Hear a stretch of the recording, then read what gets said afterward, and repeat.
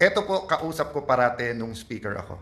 Parati niya sinasabing nakatulong ako sa kanyang committee, advocacy, but actually, marami kayong hindi alam na natulong niya sa akin from moral support to speaking up, whether it's sa public or even sa harap ni dating Pangulong Duterte. No?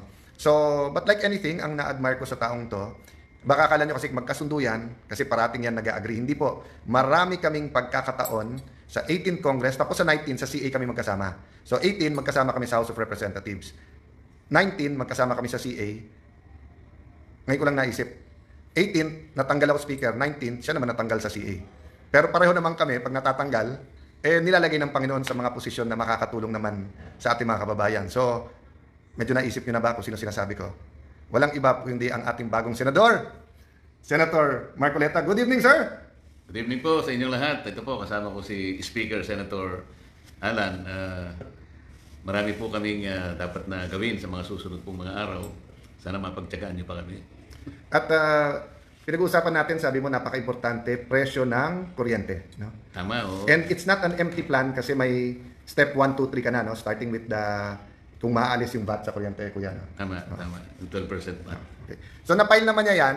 Wala po kami sa bangko. This is a restaurant na dating bangko. Kasi kayo ko lang napansin na sa likod mo, safe, kuya. Kaya sabi ko sa iyo, safe ka dito, di ba? Kasi nasa likod mo, dating safe. No? But yung po, nag-uusap po kami kasi right now, hindi right now, before June 30, ako po ang acting chairman sa ilan mga hiniring ng Blue Ribbon Committee. Hindi ko naman alam nung filing na si kuya ay magiging senador or tatakbong senador. Kasi nga sa CA, hindi pa magulo nun. But I'm happy kasi nga, I'm volunteering na ituloy pagiging isang vice chairperson kasi parang bumalik kuya talaga yung mga, parang cyclical kuya, di ba, na maayos mo yung corruption tapos babalik na naman. Oo nga, yun, nakaka-disappoint. Maayos mo ng konti, babalik na naman, parang yung cycle, parang piso cycle ba. Kaya sabi sa akin, Kong, just like when we were together 18th Congress, kailangan yung solusyon pang matagalan. So yes, sa Blue Ribbon, kailangan ma-pinpoint kung sino may kasalanan, anong anomalya, pero kailangan may pangmatagalan. Kaya yung isa niyang tinitingnan sa kuryente, pinag-uusapan din namin kasi si Ate Pia naman po ang chairman ng Energy. So syempre po nung pag tumatakbo ka, everyone tells what committee they want. Yung iba nakukuha mo, yung iba hindi. Pero ngayon ko lang po medyo naintindihan ng husto na ang sinasabi po ni Senator Marcoleta ay yung mas murang kuryente kasi parang domino yon, marami ding magmumura. Pero interesado din siya paano maging mas mura yung bilihin. Pero kumbaga, pag ang inuna mo yung kuryente, sunod-sunod yon. So, binibiro ko naman siya. So, wag lang tayo makuryente sa Blue Ribbon. Marami tayong pagbabagong mangyayari. Tapos yung kuryente naman, ma-attack talaga yung bakit nagpapataas ng presyo. So, di po kami tatagal kasi nga, ako late person, kaya kahit magdamagan, ito po, ang aga-aga nagsa-start nito.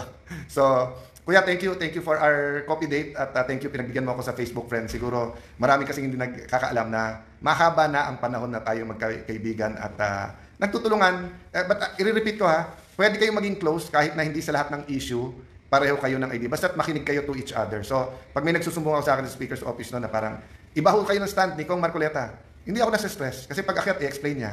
Siya din, hindi nasa-stress pag sinabing, oy, si Alan, ganito sinabi. Kasi nga po, alam niyang pwede kami mag-usap. So, thank you for that, kuya. Yeah, at ang gusto ko lang na ipaalam sa lahat ng mga kababayan natin, Senator Alan, kagaya ng pinaghalimbawa mo kanina na kailangan ayusin yung tatamnan na lugar. Para sa ganun, tumubo na mabuti yung ating itatanim. Kaya nung kuminsan, alam mo, pag tumubo na yung tinanim natin, mas mabilis man tumubo ulit yung binunot natin.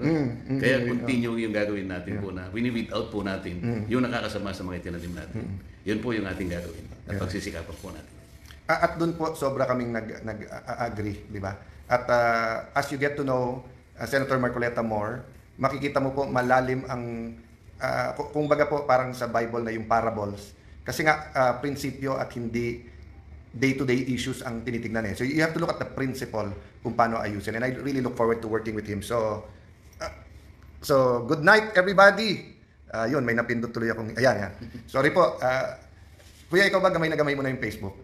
Hindi ako marunong sa Facebook. Wala akong Facebook. Pero sa lahat ng page nandiyan ka. Kasi ako nga, nung nagpalit ako ng phone from iPhone to Android, nakita kasi ni Kuya, medyo may napindot ako, buti So, minsan napapagalitan ako ni Lani. pati sa itsura and everything. But guys, alam ko naman ang puso namin ang tinitingnan nyo. At ganun ang Panginoon, di ba? Look at the heart. So, you might not always all agree with us, but we want to guarantee sa inyo that we want to build this nation. We want to have a better future. So, good night everyone. Good night po, Kuya. Salamat po. Good night po. God bless you guys. Wala ka bang pakialam dun sa pinapatay ni Digong? Anthony, dun kasi tayo nagkakaiba minsan ng paniniwala dun sa mga pro-Duterte at hindi, di ba? Ang iniisip ng ibang mga anti-Duterte na ang mga pro-Duterte believe in cold-blooded murder.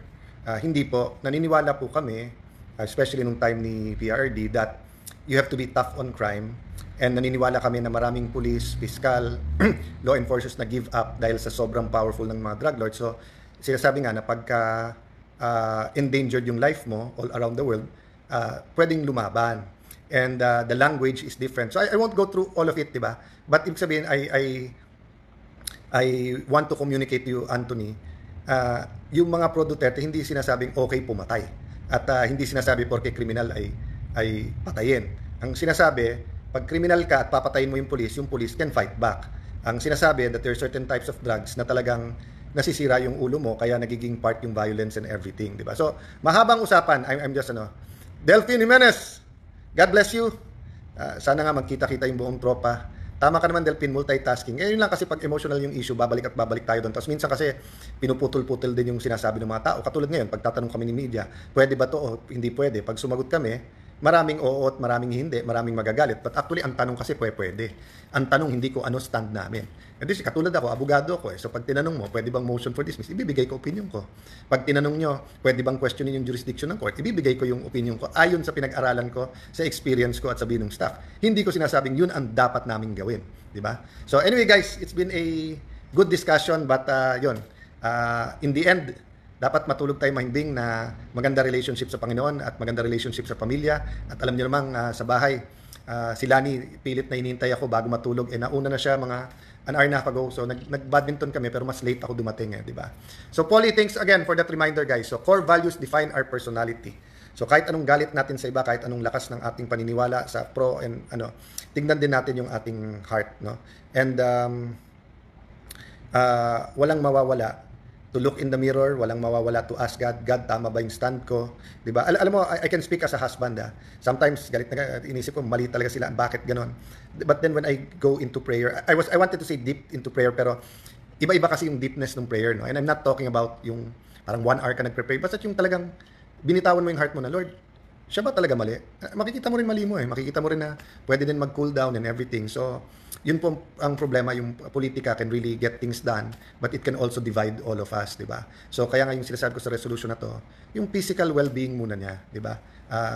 Hindi tama yung sabihin dapat mamatay na. Tapos pag sinabing hindi tama, bakit yung mga tamang mamatay, di ba? Panoorin niyo ulit lahat ng interviews ko before. I always say that every life is valuable, every life is sacred. Pero kung gagamitin mo yung life mo, pumatay sa iba, meron pong gagamitin mo sa crime at sa drugs para pumatay ng iba, ha?